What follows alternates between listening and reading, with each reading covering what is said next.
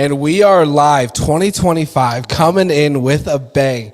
I'm stoked. I set 3 New Year's resolutions. I've got 2 of them done. Number 1, wear some more jewelry. Okay. Number 2, get a haircut. Okay. And number 3, hit 10 million subscribers here on the Who's Your Agent podcast. 2 out of the 3 are done. Should be done by the end of January. Let's go. So like, comment, subscribe, help your boy out. 10 million is lofty, I know, but 2026 is the year we go for Mr. Beast on a real estate related podcast because we're that good. For those of you that are new to the channel, my name is Boo Maddox, team lead of the Perry Group, the #1 team of real broker in all 3 categories: GCI, units sold, volume.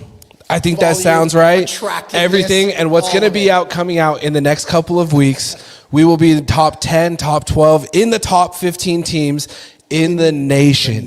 In the nation. Which is wild, by the way. Which is crazy. So, if that gives us any validity to what we're saying today, like, comment, subscribe, help me figure out my New Year's resolution and make it so I don't have to push it off to 2026. Help him get his numbers. Help your boy out.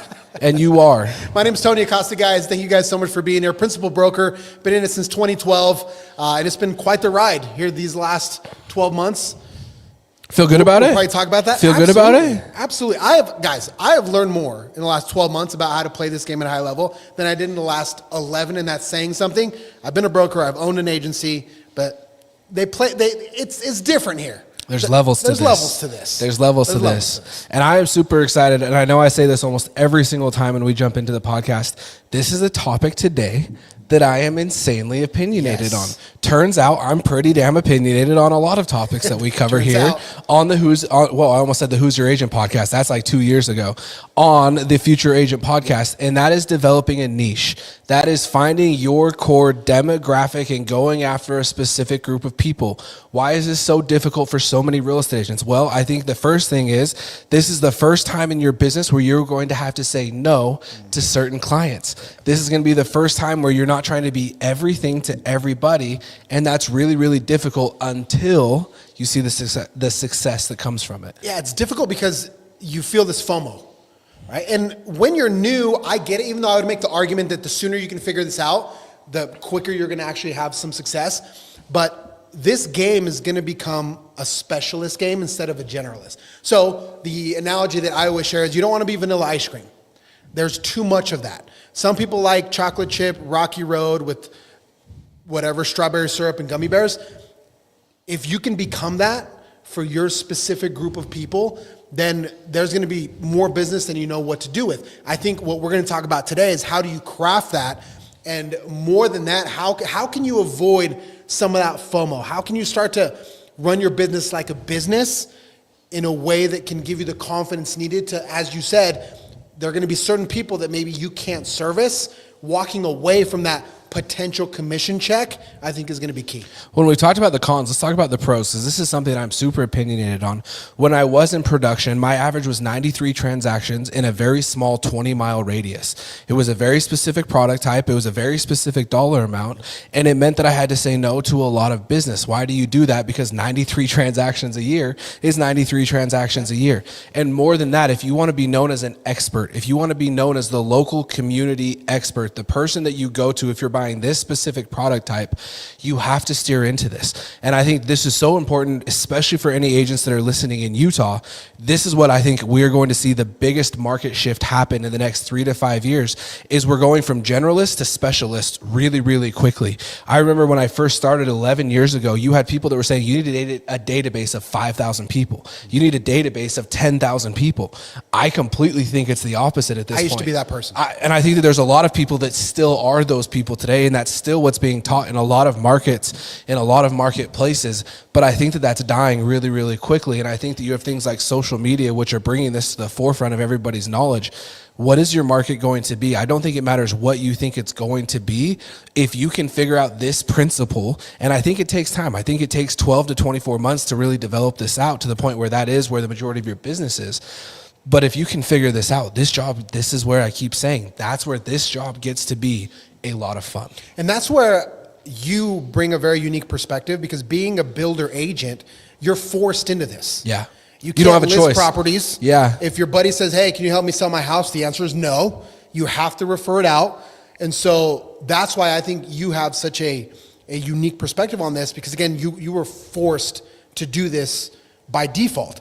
For those of us that were not, I think that often we want to go for that low-hanging fruit. So I'll speak from my own experience. Most of my business comes from the Latino community, Spanish speakers. For Spanish speakers, for agents that cater to Spanish speakers, the low-hanging fruit is always things like first-time buyer programs, down payment assistance programs. Why is that? For a number of reasons. Number one, a lot of these lenders push these programs so much because there's a lot of money to be made in that. And I think that for agents that have the option to go anywhere they want, unlike the builder agents, you have to be very specific. And I think where you can start to craft this strategy is, number one, where do you come from? Who are the people that you are around? What is your neighborhood? Who do you speak to? It can be a language-based segmentation. It can be an interest-based segmentation. It can be a price point-based segmentation. But this idea that we either want to go for the low-hanging fruit of down payment assistance or we want to go for the wet dream of luxury, I think those two are difficult areas to play in for different reasons. You have to find what's specific to you. Yeah, and it's not a large group of people. And it's a group of people that know you, that trust you. And instead of saying, hey, will you come and interview to list my house against 6 other agents, you're getting a call saying, hey, I know that you are the single best resource for me in my demographic. Will you come and sell my house? It's an entirely different approach to the game. And that's like what I'm saying. When this gets really fun is when you get the come list me calls, not the come and interview my listing calls. So let's get into it. And before we do that, I do want to highlight to everybody that this is a live show. If you have comments, type them in the comment box and we will respond on the fly. I think both of us feel comfortable enough that we can interrupt the flow a little bit. Let's do it. And answer any questions. We're not going to save them for the end. So if you have anything, throw it in there. Let us know what you want to see more of. Let us know what you want to hear and what questions you have. And I'm hoping that one of the two of us can answer it on the fly. Always. Roll it, Tingy. Why finding a niche is crucial for success. Stand out in a crowded market. Do you think that there's any marketplace that exists in real estate? Keep that up, Tingy. Is there any market in our field of work that is not considered a crowded marketplace right now? There is not. Specializing in a niche helps you differentiate yourself from the thousands of generalist agents. Clients prefer experts who understand their specific needs over generalists who cover everything.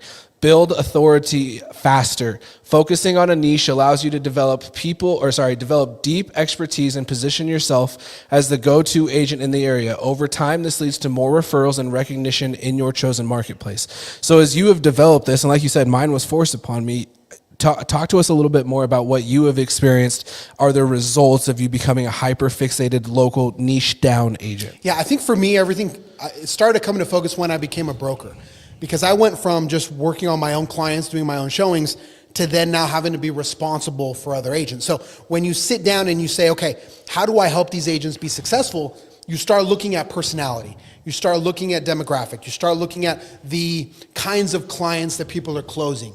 And now as a broker, you're in that chair and you're thinking, okay, how can I help these agents do more? And so there are countless examples. I remember one of the early ones, an agent by the name of Bibiana. She was very active in her church group. So she attended the Catholic Church in Payson, and she was very active in the church community, and she got a lot of deals from that. And the church had activities, and she was there, and she was talking to people. And so that kind of became her thing, where it produced 10, 12, 14, 15. I mean, today she's probably in that 18 to 22 deal a year range. Which, let's keep in mind, let's give some context to this. The average real estate agent in Utah sold 2.8 sides last year. So she's crushing it. So she is 9 times what the average is. And I know that a large bulk of her business came from that church group. We look at other examples here in the office, for example. I was having a conversation with Susan just a couple of days ago. She has investment properties. She's done that in the past. So she has some insight that she can share with people that want to do the same thing, that want to buy that first, that second one. She's gone through the process of getting a tenant. She's gone through the process of applications. Do I pull credit? Do I not? Like, she has this skill set that she can then deliver to somebody else. Another good example is Mariah. Mariah is a super host on Airbnb. So when she starts thinking about, okay, who can I sell to? A lot of it is, again, what have you experienced? What have you done in your own life? She's a super host. And both of those are two brand new agents. new Were not agents. licensed 6 months ago, who are already starting to develop a niche. Why? Because they have value that can be created. Now, if they were trying to go out and be generalists, they're going to get their ass kicked by Tony Acosta. Of course. But if when it comes to being a super host on Airbnb, how experienced are you? Zero. Zero. Mariah crushes me all day. And so where can you stand out as a brand new agent in a marketplace where you might not have as many eyes or as many transactions to say, hey, look how good I am? It's by picking what you're already really good at and running from there. And that also gives you confidence. Yeah. Because Mariah can absolutely speak to her experience of getting her first Airbnb, and now she has multiple. So anybody in Utah that wants to get into the Airbnb business should talk to Mariah. Anybody that wants to get into long-term rentals should talk to Susan. Why? Because they've done it. And so now it's not a situation where you have to manufacture confidence. It already exists based on your past. If we take Viviana's example, those are her people. Those are her friends. Those are the people that she sees each and every day, each and every weekend. They worship together. They do activities together. Those are the people. The trust is already there. 100%. The trust is already there. So half the work is already done. I mean, half the work, Boo, and you know this, one of the most difficult things is just to get agents to have the confidence to do anything. To say, look at me. To just raise their hand and say, hey, I have this little thing. I'm a viable option for you. But as soon as now you're in a place that you're comfortable, people that you're comfortable, talking about things that you're comfortable talking about, it changes everything. Now you can 10x the speed because I don't have to get you to the confidence point. Susan, just talk about your experience getting talk about what you've already done and what you already know. Rental property 1, 2, 3, 4. Mariah, just talk about how you've become a super host, and that's it. You're off to the races. Yeah, for me, this was a very interesting transition because originally when I first started, my goal was to be the go-to person at Edge Homes. There was 30 agents. We had 1,500 units that you could potentially sell. And the question at the end of the year was, what percentage of that did I get? What I realized, though, is that was the low-hanging fruit. That was instead of trying to be everything to everybody, for me, when I really started to take this in stride, was I want to be the go-to new construction person. I wanted every single agent in Utah and Salt Lake County to think, hey, I have a buyer that's interested in new construction, call Boo. Now, if you look at the numbers, 44% of our available inventory in Utah County is new construction. Which is we a have ton, by the way. So many builders here. So how do you stand out? It's by becoming the person that if you have anybody at all, if it's even on the radar for your buyers to be looking at new construction, call Boo first. And it was amazing how many of those calls I got and how many of them I had to say no to. But I was the first person that they called, and I would even refer them out other builders. I'd say, hey, go and look at this person, go look at this person, go and look at this person, because they have inventory at your buyer's desired price point, location, whatever. And so for me, that was when I really started to take this in stride was, okay, instead of just being the go-to person for this small group, if I could be it for a little bit bigger group, anybody that's looking at new construction, I could turn away business, build trust that way, and then win my fair share. And I think when you look at it that way, the agent networking piece starts to make more sense. Because one of the things that I criticize is that as agents, we love hanging out with each other. Oh, we love it. We waste so much time. We market each other. We network with each other. I crack up every time I see an agent just out here networking with other agents. You think they're going to use you to buy or sell a house? In 99.9% of cases, it's stupid. Unless you do it this way. Unless you say, okay, I'm going to specialize. I'm going to be Tyler Stubbs. I'm going to specialize in divorce listings. Great.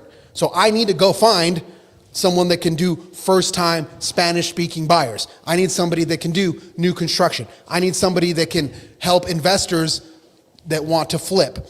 Then it starts to make sense. You still have to be careful not to waste a ton of time, but now you can go into a network marketing, an agent marketing meeting with some sort of a purpose of who do you need, and you start to build these mini teams to where, to your point, you can start referring things out and still get paid on referrals. That's the only reason why you should be hanging out with other agents is if you're trying to consciously build a referral network like that. And this is a tangent, but stop following them on social media. Stop interacting with what they're doing.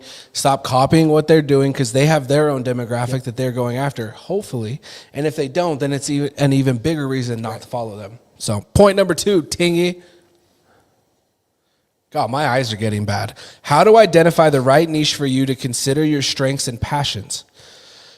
Reflect on your interests, skills, and experiences. Do you enjoy working with first-time buyers, luxury clients, investors, or a specific community? Your niche should align with what you're passionate about to ensure long-term success. Research market opportunities. Analyze your local market to identify underserved areas or high-demand niches. Look at trends like relocations, new developments, or growing demographics, millennials or retirees. To that, you say what? That's exactly right. It's what we've been talking about. Susan, long-term rentals. Mariah, Airbnbs. Tyler Stubbs, his mom is a divorce lawyer, so divorce listings. I just had a conversation with Logan, who's a brand new agent. His mom is on the Pleasant Grove City Council. So he's going to go to the fire station, Pleasant Grove Fire Station. He went and dropped off cookies today. He's going to go drop off cookies. He's going to go introduce himself. So I said, bro, if you have that resource, your mother's on the city council, she's highly connected, that's it. That's it. It's Pleasant Grove. And the interesting thing is that there are 40, 50, 60 deals to be had in any segmentation you could possibly think of. It doesn't matter. I was talking to Mosiah about this the other day. He speaks Portuguese. There are 40, 50, 60 Portuguese first-time buyers in Utah County. Every year. Every single year. So whatever that looks like, you just have to identify it. And again, it can be interest-based, it can be location-based, language-based, experience-based. Just take an objective look at yourself and say, okay, what do I have? What resources are at my disposal? What connections do I have? Do you know a lot of business owners? Do you know people that want to invest? Take an objective look at yourself and start there. And the interesting thing is that the Susans, the Mariahs, the Logans, they hadn't realized this little gold mine that they had themselves that made them incredibly unique. It's there. Well, I think it's because they're new. They're new, so they're looking at it and saying, I haven't helped anybody. Susan's helped two people, and I think what credibility do I have? What credibility do I have? Why do I have any right to stand in front of these people and say, hey, pick me, I am the best option for this? So for any new agent that's out there that's going through this and saying, hey, I don't really know what I have to offer people, what would you say? That exact same thing. What is it? Who do you know? Where can you start? Have you purchased a home yourself? Do your parents have investment properties? Is your dad an accountant? Do you have a cousin that has a car dealership that maybe you can start to do some networking at? You have to find a starting point to where you can feel comfortable. Going to Bibiana's example, it was her church group. But it's just having the confidence of, hey, these are my people, putting in the work to really study your craft. I mean, I tell all these agents, even if you're new, you know more about real estate than 99% of the world. And I think we forget that because when they compare themselves to a Tony Acosta, you're like, there's no shot that anybody would want to work with me over Tony Acosta. So if this is a scale 1 to 10, if you're a level 3, you can help anybody that's a level 1 or a level 2. Which is the majority of consumers. Exactly. That is 85% of consumers. But the problem is because you know you're not a 8, 9, or 10, you don't want to talk to anybody. So you have to get over the insecurity, to your point, of comparing yourself. I think you're spot on. If you're following agents or accounts that make you feel insecure. I was talking to my wife about this the other day. She's a photographer, and she follows all these uber viral photographers that do brand photography, are traveling all over the place. And I said, if they make you feel insecure, unfollow them. It doesn't matter what they're doing. It's to your detriment because your knowledge that you're a 3, 4, 5 in your craft, you're not a 8, 9, 10 yet, that is impeding your progress. Well, and that 3, 4, 5 is still better than Boo, who has no idea about saturation, who has no idea about any other photography terms.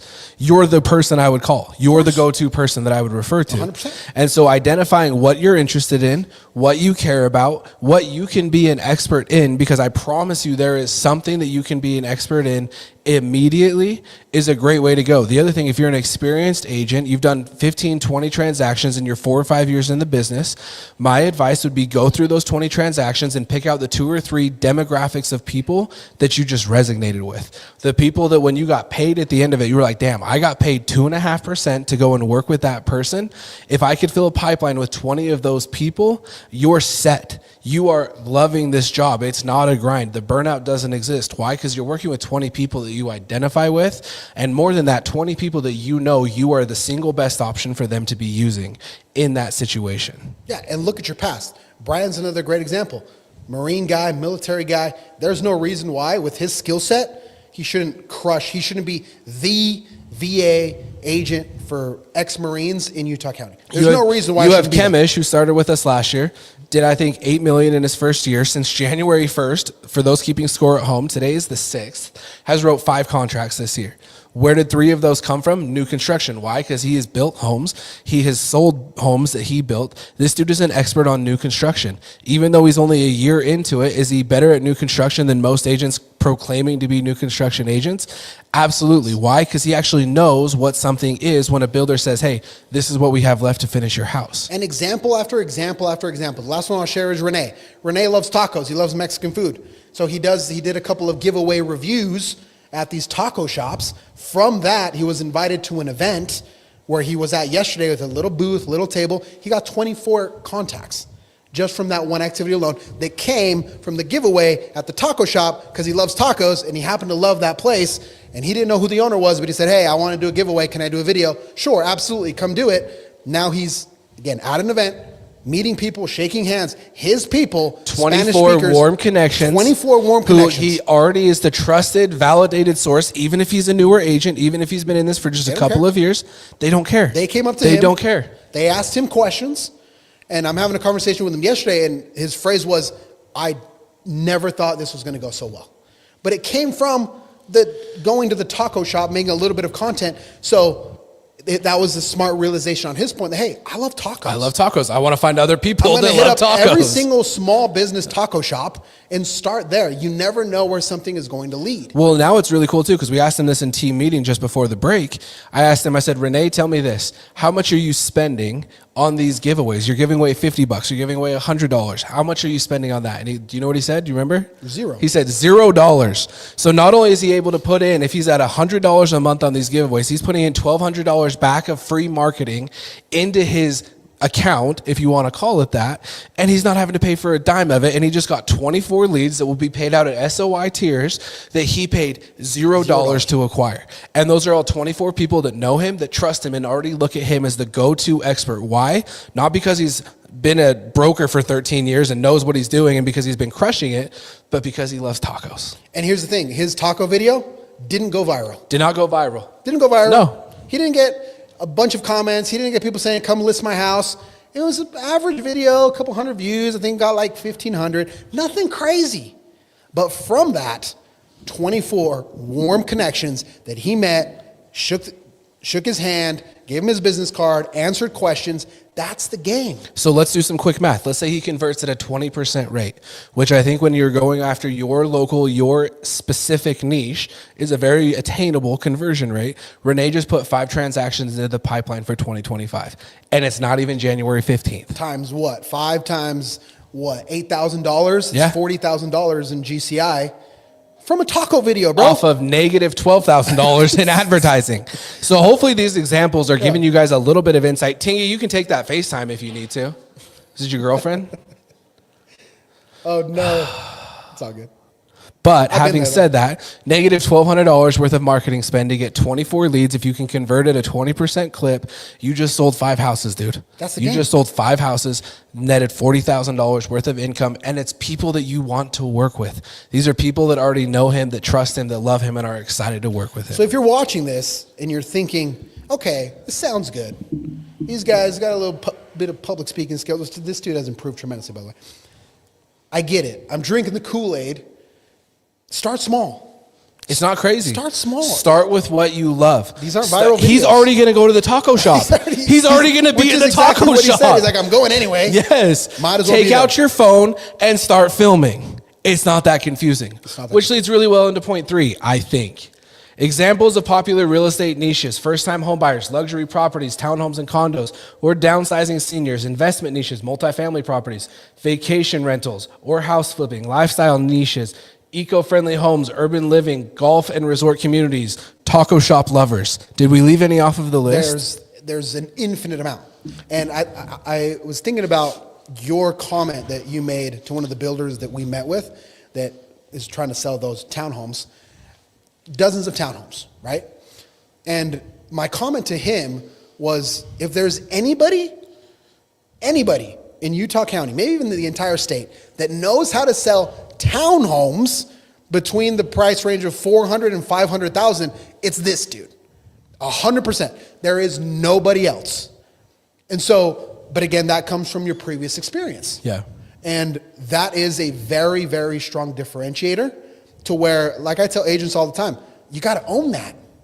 So you standing in front of Carlos and saying, bro, I can do this better. I've sold 43 townhomes in a month. I can do better. I can sell your 40 townhome subdivision over a year. Than anybody. That's the kind of confidence that agents need to develop in a very genuine way.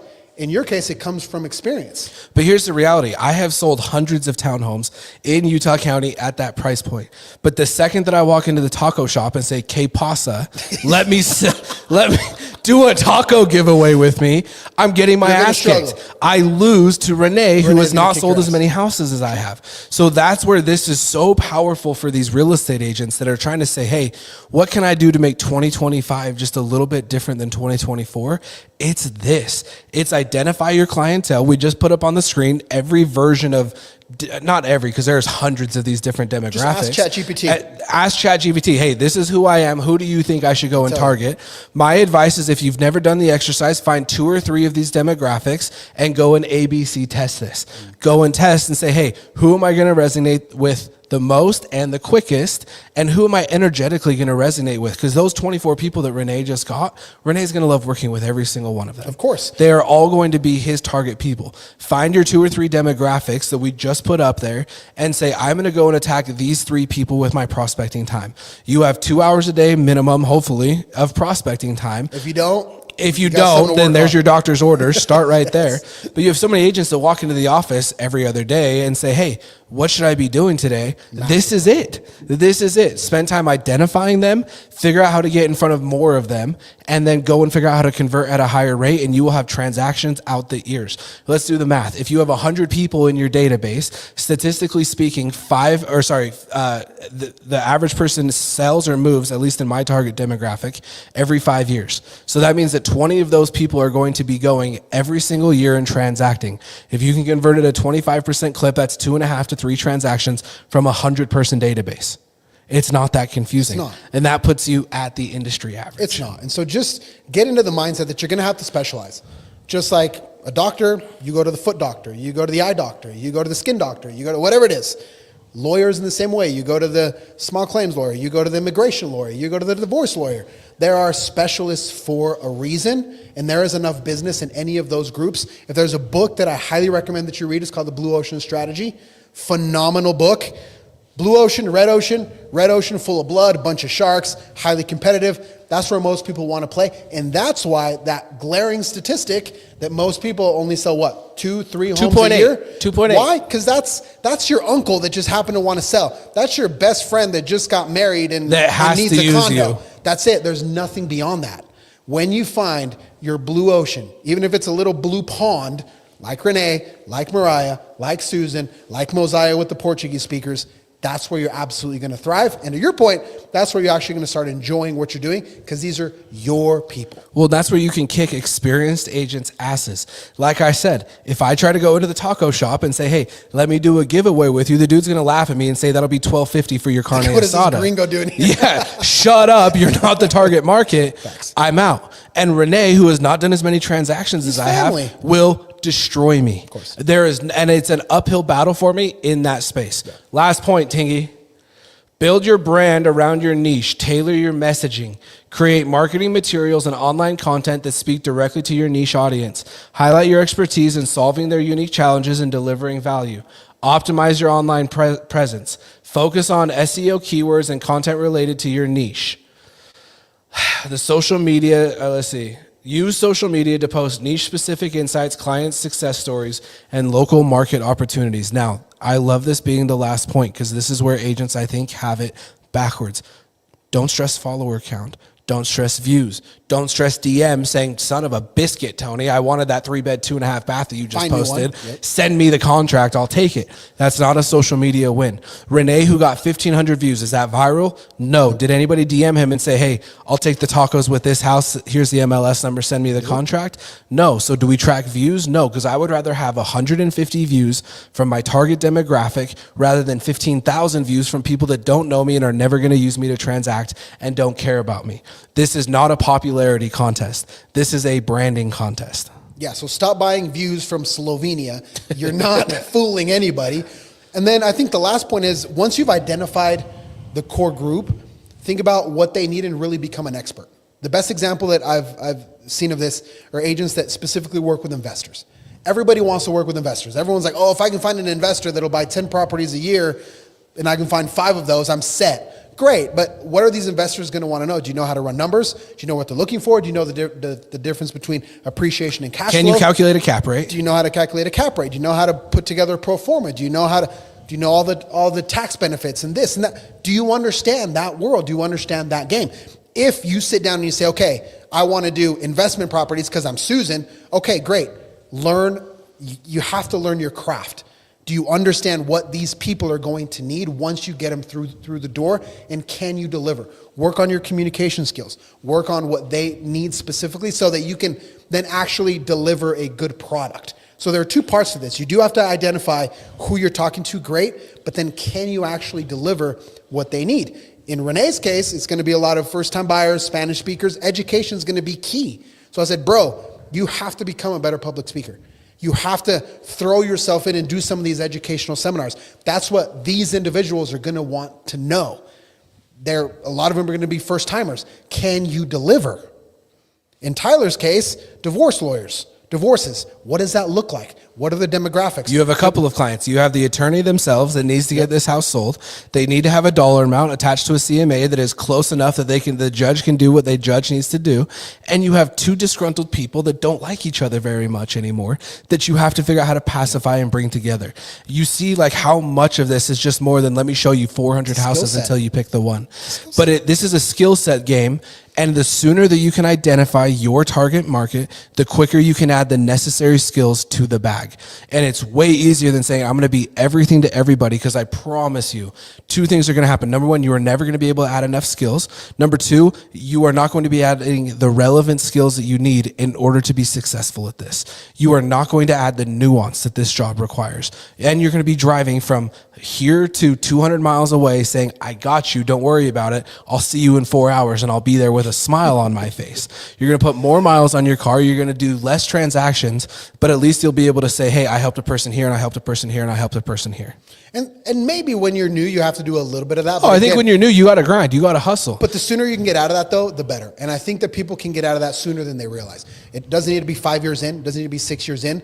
You do need some reps, but the learning curve shouldn't be that long if you can be intelligent about this. So pick your demographic, pick your niche, make it your New Year's resolutions. It's not too late to add a couple to the list, and help us hit our New Year's resolutions of 10 million subscribers by 2026. Let's go. And we'll see y'all next week.